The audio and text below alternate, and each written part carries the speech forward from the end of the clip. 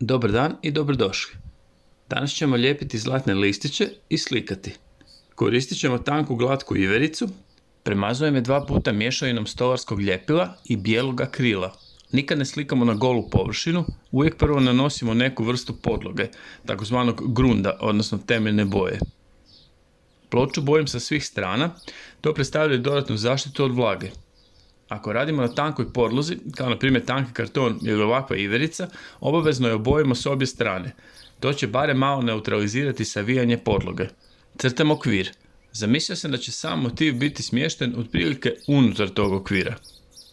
Svjetlijom bojom skiciram ruže, koristim lagane neobavezne poteze. Skiciranje znači da postavljamo osnovne oblike. U ovoj fazi rada nema detalja, sve to dolazi kasnije. Kad sam zadovoljan s osnovnim oblicima, tamnijom bojom dodajem detalje. Koristim tanki kist, radim polagano, određujem rubove pojedinačnih latica i općenito podebljavam linije s kojima sam zadovoljan.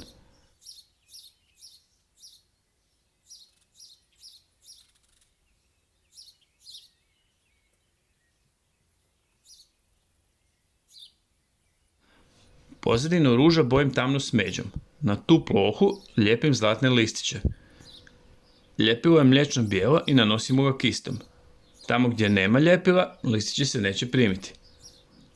Listići koje danas koristim su imitacija zlata, to je otprilike 80 i više posto bakar i nešto cinka, dolaze u raznim nijansama, nazivaju se još i tehničko zlato. To je ono što ćemo naći u većini hobby trgovina. Njihova prednost je što su jeftiniji od pravog zlata i što je s njima lakše raditi. Nedostatak je što se ne mogu polirati i postati još sjajniji. Pravi listići se poliraju posebnim kamenom i nakon toga se nanosi još 1 ili 2 sloja listića koji se opet poliraju. Nakon otprilike 10 minuta možemo nanositi listiće. Mogao bi cijelu površinu premazati ljepilom, na to nalijepiti listiće i tek onda skicirati i slikati. Potrošio bi malo više listića, ali ovako je bolje jer se boja bolje prima na površinu bez zlatnih listića. Ova imitacija listića je tanka, ali pravi zlatni listići su još tanji i nikako ih ne diramo prstima.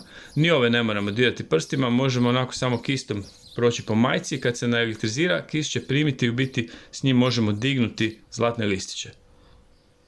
Rekao sam da su pravi zlatni listići jako tanki. Komadić zlata veličine 5 mm se istuče na otprilike pola kvadrata zlatne folije.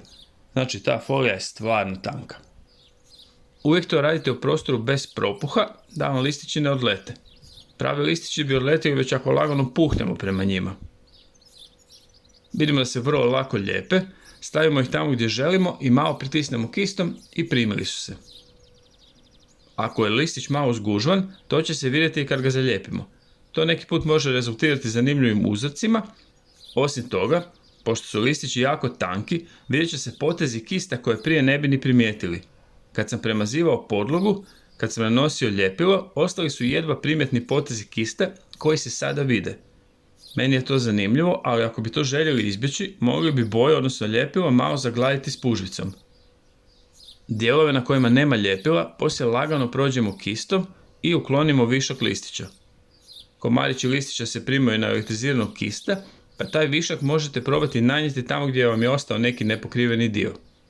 Ovako izgleda podloga na kojoj smo nalijepili zlatne listiće i sad smo spremni za slikanje.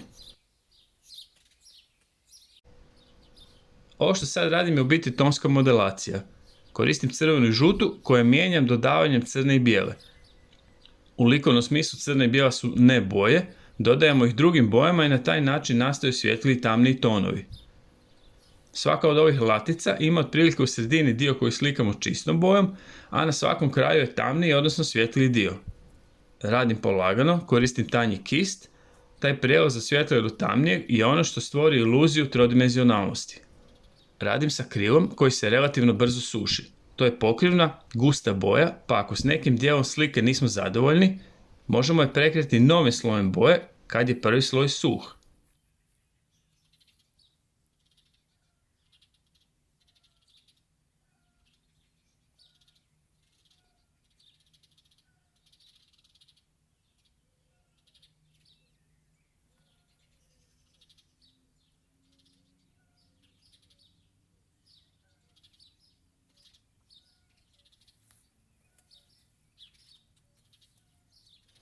Dok se cvijeće suši, slikam listiće i stabljike. Svaki listić također treba imati svijetli i tamniji dio, odnosno svaki predmet koji vidimo i koji slikamo ima tamniji i svijetli dio bez obzira na veličinu.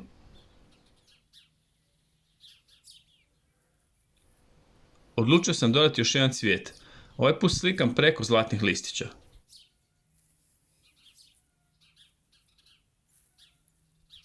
Dok se cvijeće suši, malo ću se poigrati s pozadinom i onda još malo popravljam ruže.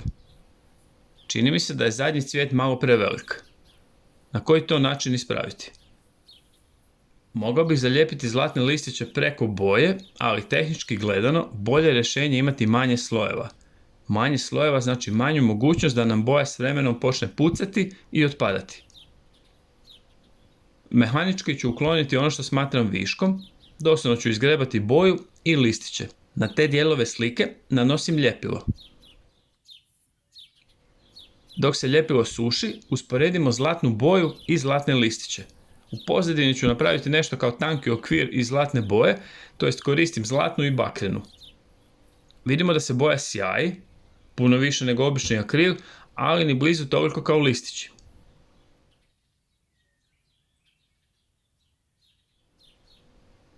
Ako želimo da nam se neki dio slike jako sjaji, listići su uvijek bolja opcija. Sada ću mogu nanijeti zlatne listiće koji će pokriti oštećenja, to jest boju koju sam uklonio.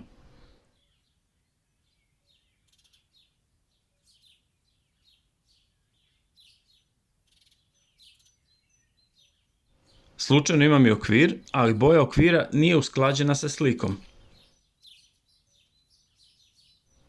Malo sam ga prošao finim brusnim papirom, uklonio lak i obojat ću ga tamno crvenim akrilom sa svih strana. Kad se taj sloj boje osuši, polusuhim kistom lagano prolazim cijeli okvir bijelom bojom. Kad se i bijela boja osuši, još jednom prođem sve zlatnom bojom i sad imamo okvir koji je usklađen sa slikom. Pogledajmo kako to izgleda na zidu. Probajte smisliti neki zanimljiv motiv, poigrajte se zlatnim listićima ili zlatnom bojom i kao i uvijek, pustimo se, budimo kreativni, bit će sve ok. Sretno!